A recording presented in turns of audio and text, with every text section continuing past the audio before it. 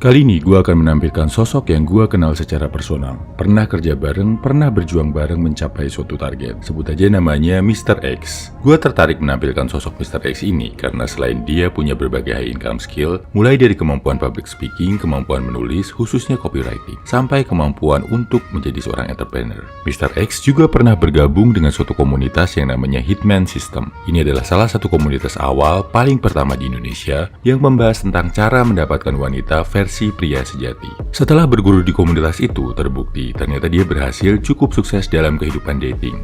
Penampilan jadi lebih oke, cara menghadapi cewek jadi lebih smooth, bahkan Mr. X ini sempat dikenal sebagai womanizer atau penakluk wanita. Nah, Mr. X akan share beberapa ilmu yang dia punya tentang hal ini, mulai dari masa lalunya, pengetahuannya tentang wanita, dan mungkin di next episode adalah tentang high income skill-nya yang gua rasa berguna banget buat lo. Ini bincang-bincangnya. Bro, bisa lo ceritakan cerita singkat latar belakang karir dan kenapa kemudian lo memutuskan untuk masuk komunitas dan mencoba ilmu tentang Hitman System? Oke, jadi kalau saya dulu sudah menjalani berbagai macam profesi ya, mulai dari programmer, penyiar, MC, pembicara, penulis, copywriter, sekarang saya udah usaha sendiri gitu ya. Tapi kalau flashback 12 tahun yang lalu, kenapa sih saya memutuskan untuk join komunitas itu? Satu kata sebenarnya, self-development. Itu satu atau dua kata ya, pokoknya itulah, intinya satu, self-development. Dan banyak teman-teman saya memang join ke situ ya memang untuk mengembangkan diri. Karena pada zaman itu, kalau kita mau belajar public speaking, sumbernya udah banyak. Kita mau belajar bisnis, seminar-seminar juga udah banyak. Tapi kalau kita belajar romance, khususnya untuk cowok, itu masih sangat susah. Mau belajar dari mana? TV nggak ada, buku nggak ada, majalah nggak ada. Kalau kita curhat ke teman kita yang sesama cowok itu juga malah mungkin cuma diketawain, dianggap cupu, nggak dikasih solusi gitu ya. Jadi itulah kenapa saya dan banyak teman-teman saya join untuk komunitas itu sebenarnya ya untuk mengembangkan diri. Jelasin juga bro, sejarah singkat tentang Hitman System, istilahnya sebagai salah satu pelopor sekolah cowok untuk lebih menarik di mata wanita, demografis pesertanya, tujuan mereka ikut, dan hasilnya. Kalau demografi dari segi usia itu range-nya cukup luas, dari umur 17 tahun sampai 30-an awal itu ada semua. Dari yang mahasiswa yang masih bokek gitu ya, sampai yang sudah mulai kerja, sampai yang sudah punya bisnis itu ada semua. Nah, tujuannya kalau ditarik garis besarnya ya memang pengembangan diri. Karena mereka datang dari berbagai macam background. Artinya ada orang-orang yang memang kita bisa bilang dia itu cupu gitu. Penampilannya nggak jelas, cara berbicaranya juga nggak jelas, komunikasinya apalagi. Nah, dia belajar itu untuk memperbaiki diri. Tapi ternyata ada juga cowok yang sebenarnya sudah good looking gitu. Dia udah gaul, dia penampilannya udah keren, tapi join HS juga gitu. Saya kaget juga lah, kenapa dia udah good looking. Ternyata orang good looking pun punya masalah tentang relationship. Ada juga orang-orang yang sudah good reckoning gitu. Dia udah pekerjaannya udah mapan, karirnya mapan, punya mobil, punya rumah. Begitu berhadapi wanita, keok. Jadi banyak sekali orang-orang atau pria-pria yang di kampus wah kayak terkenal. Di komunitasnya dia dihormatin. Di kantor dia bos. Dia jago bela diri juga. Tapi begitu menghadapi wanita, mereka semua sama aja. Sama-sama clueless. Jadi mereka belajar ke HS ya untuk belajar bagaimana sih sebenarnya wanita itu kayak gimana, apa yang mereka inginkan gitu, apa yang harus kita lakukan. Karena itu jarang dibahas media, jarang dibahas ke sesama lelaki, jadi mereka join untuk itu. Lo rasa apa positifnya setelah belajar jadi alpha male dan belajar ilmu-ilmu dari sana? Hasilnya banyak sekali. Sekali lagi kuncinya, keywordnya adalah self-development. Jadi memang banyak sekali teman-teman saya, termasuk saya itu kepribadiannya lebih tumbuh lagi, karakternya tumbuh lagi, keterampilannya juga bertambah. Misalnya, contoh yang sederhana, yang tadinya nggak ngerti body language, jadi ngerti body language. Yang tadinya nggak ngerti fashion, jadi ngerti fashion. Yang tadinya nggak bisa sulap atau nggak punya skill apapun gitu ya, skill yang menarik, ya dia jadi belajar skill-skill baru yang menarik. Dan tidak sedikit pula orang-orang yang tadinya nggak ngerti jati diri mereka, passion mereka, purpose hidup mereka. Dengan join itu ya mereka jadi ngerti tujuan hidup mereka gitu. Dan mereka dapat support system yang bagus gitu. Biasanya gini, kalau cowok ada masalah tentang cewek, jarang banget dapat support gitu kan. Baik sesama sahabatnya pun belum tentu mensupport karena nggak ngerti ya, sama kayak. Jadi pada waktu itu cowok curhat tentang cewek ke temen cowoknya itu kayak orang buta menuntun orang buta gitu. Nah, dengan di sini dengan join di HS ya ada banyak improvement ya. Salah satunya kita bisa dapat support system yang bagus banget gitu.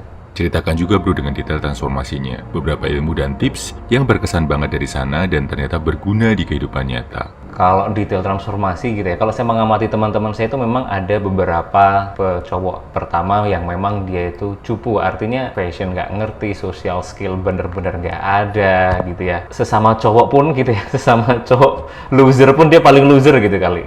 Ibaratnya kayak gitu. Ada juga tipe cowok yang masuk ke komunitas itu tuh sebenarnya dia sudah punya bakat, sudah punya potensi, sudah punya bahan bakar, entah dia punya bisnis yang bagus, karir yang bagus, atau dia ketua organisasi, atau dia aktif di kampus, aktif di masyarakat gitu ya. Tapi ada sisi yang kurang gitu. Nah, transformasi saya seperti itu. Jadi kalau saya dulu hanya jadi sosok yang populer aja, sosok yang karismatis aja gitu ya, sosok yang bisa menyihir publik di atas podium gitu ya. Itu tadi kembali lagi, begitu bersentuhan dengan wanita yang apalagi benar-benar kita suka, benar-benar ngeblend. Jadi saya meskipun sudah berinteraksi dengan berbagai macam kalangan, saya sudah bersosialisasi dengan dosen, mahasiswa, tukang beca gitu ya, itu kalau masuk ke romance ya clueless juga gitu. Saya sering ngalamin kalau dulu ya, perubahannya adalah banyak atau ada wanita yang suka sama kita, tapi itu bukan tipe kita. Jadi kita sukanya tipe A, tapi yang suka sama kita itu tipe B gitu. Harusnya kan kita suka tipe A juga suka sama kita gitu.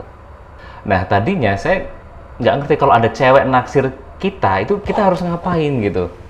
Kesalahan saya dulu waktu itu malah jadi makin jaim, makin berjarak, makin takut.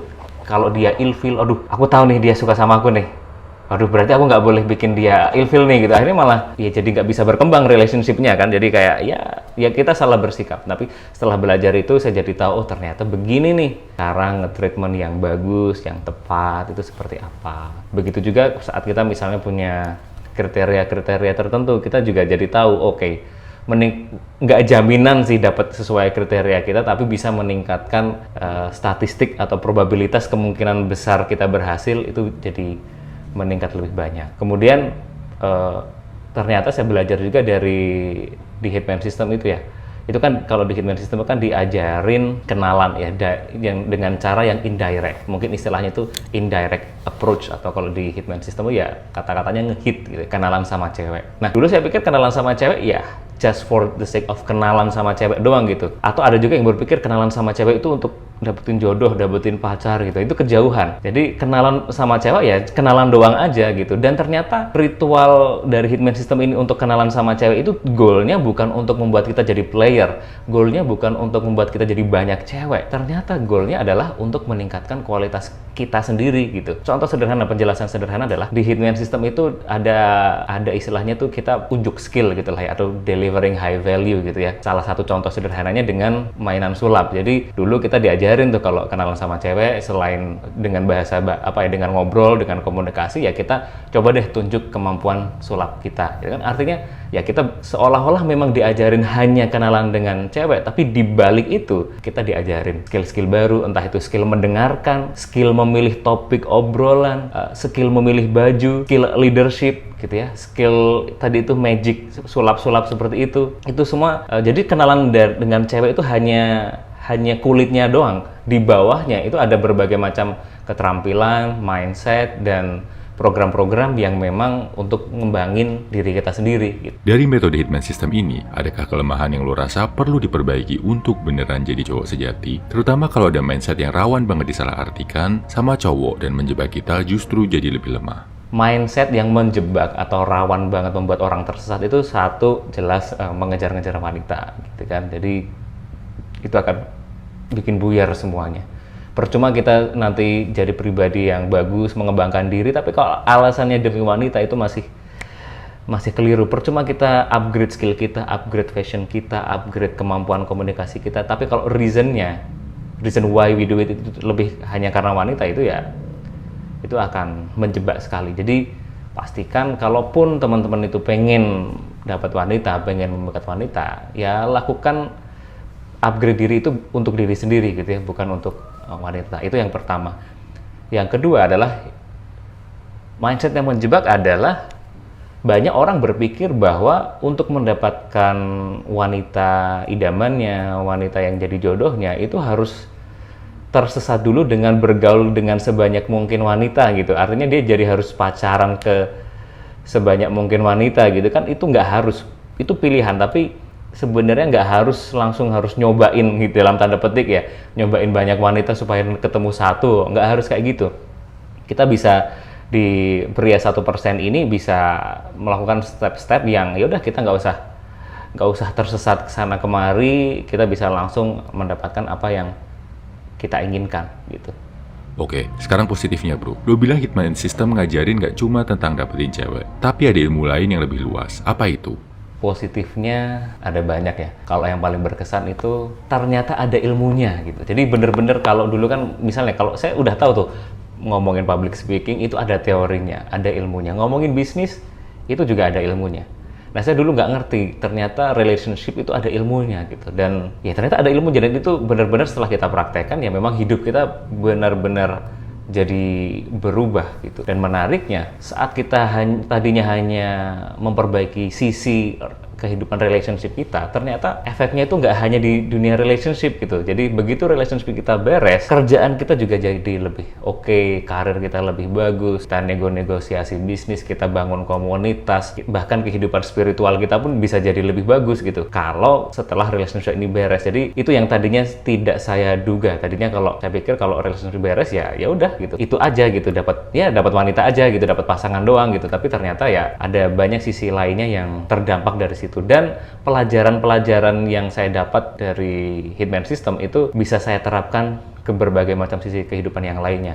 Bisnis iya saya terapkan, di pekerjaan saya juga saya terapkan, bahkan di keluarga besar ya, bukan keluarga saya gitu juga saya terapkan. Di keluarga saya sendiri pun juga banyak yang bisa saya terapkan, di bermasyarakat juga banyak yang bisa saya terapkan. Jadi belajar ilmu seperti ini keuntungannya nggak hanya di satu sisi ini aja, dan tidak hanya saat ini saja.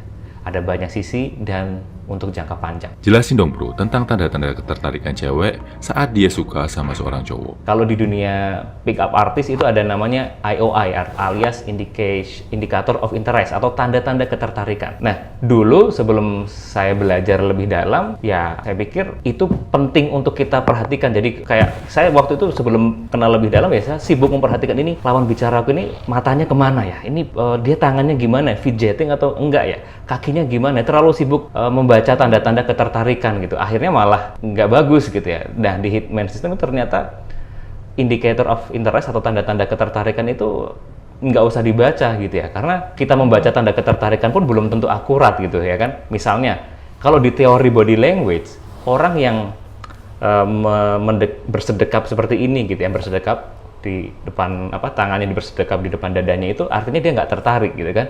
Nah kalau kita terlalu percaya sama itu, begitu kita melihat lawan bicara kita bersedekap, kita akan langsung panik, aduh ini kok dia nggak tertarik sama aku nih.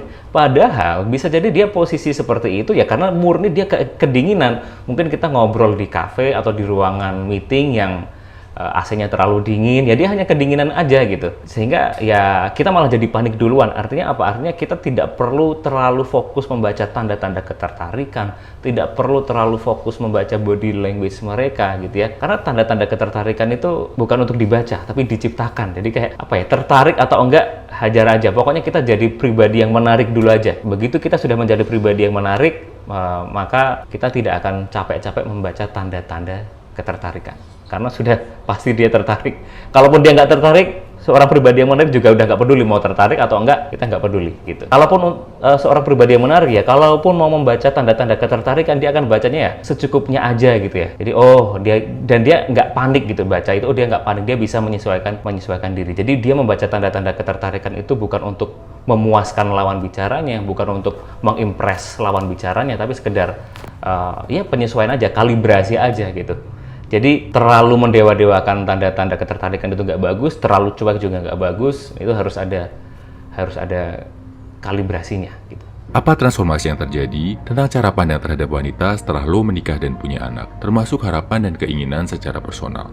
Jadi saya merasakan memang ada perbedaan motivasi saya dulu belajar saat saya masih single, saat saya akhirnya bisa punya pacar, sampai sekarang akhirnya punya anak dan istri, itu motivasinya berbeda. Jadi kalau dulu waktu saya masih beneran clueless tentang wanita itu, saya belajar untuk dapetin wanita untuk saya doang gitu. ya kan? Saya pengen dapetin itu tuh, saya belajar relationship itu untuk mendapatkan wanita, untuk menaklukkan wanita gitu. Terus kemudian masa-masa itu sudah lewat. Masuk ke masa yang kedua, yaitu saya pengen belajar dan mengajarkan ilmu tentang relationship ini, tentang high value man ini, untuk ngebantu teman-teman saya. Karena waktu itu banyak teman-teman saya itu ya masih single, padahal mereka ini good looking dan good reckoning, dan banyak yang lebih kaya daripada saya, tapi kehidupan romansanya lebih sial daripada saya. Banyak yang lebih bagus penampilannya daripada saya, tapi ya itu, kehidupan romansanya juga kacau balau. Nah, sebenarnya saya pengen share ilmu saya ke mereka, tapi tidak semua teman-teman saya tuh open minded gitu ya. Ada yang mereka, ngapain sih kayak gitu belajar, ngapain sih soal cewek harus dipelajarin, kayak nggak bisa cari sendiri aja gitu-gitu. Ada yang kayak gitu. Nah, tapi masa-masa itu juga sudah lewat gitu ya. Saya pernah ngebantu teman juga waktu itu, tapi masa-masa itu udah lewat. Nah, sekarang kenapa akhirnya saya berani sharing di channel Pria 1% ini, perubahannya setelah saya menikah dan punya anak adalah saya baru tahu ternyata, kan gini, setelah saya menikah itu saya juga sering mendengar curhatan istri ya. Jadi kayak saya punya teman wanita, punya saudara wanita, punya sahabat wanita gitu ya, punya kenalan wanita gitu ya. Mereka ini semuanya adalah istri. Nah, kalau saya dengerin curhatnya itu ya mereka mencurhatkan suami ya kan. Nah, saya nggak akan membocorkan apa keluhan mereka tentang suami karena itu akan melanggar privasi. Tapi yang bikin saya relate dengan Pria 1% ini adalah ternyata banyak wanita-wanita baik di luar sana yang hidupnya tiba-tiba setelah menikah itu jadi sial banget karena dapat pria yang tidak baik gitu loh, yang tidak berkualitas, yang low value. Jadi kalau dulu itu saya prihatin lihat teman-teman saya yang low value, padahal dia harusnya itu ganteng, kaya, tapi nggak bisa dapat wanita. Saya pengen ngajarin itu, saya prihatin ke mereka. Nah, kalau sekarang itu saya prihatin ke wanita-wanita. Jadi kayak banyak sekali wanita-wanita yang sebenarnya baik, sudah dididik dengan baik di keluarganya, begitu menikah itu saya sangat menyayangkan kehidupan mereka. Aduh, sayang banget, orang tua mereka mendidik mereka dengan baik.